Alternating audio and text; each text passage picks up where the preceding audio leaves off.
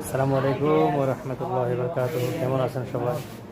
তো প্রবাসীর উদ্দেশ্যে আমার আজকের একটা পরামর্শ থাকলো, সেটা হচ্ছে আমরা যারা প্রবাস থেকে দেশে যাই, তারা যেন দেশের পণ্য দেশেই কিনে ধন্য হতে পারি। তো একটা কথা মনে করেন, এখান থেকে একটা যদি আমরা কম্বল নিই, এই কম্বলটা বাংলাদেশে হয় আপনার 4,500 5,000 এরকম। এখান থেকে না কিনে যদি আমরা বাংলাদেশ থেকে কিনি,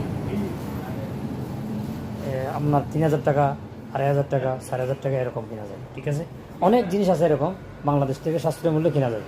তো সবার উদ্দেশ্য বলবো, তো পরিশেষে বলবো, আমরা আসলে এক সময় যে বিদেশ আসারটা স্বপ্ন ছিল, আর এখন এমন হয়েছে কপাল, দেশে যাওয়াটাই স্বপ্ন।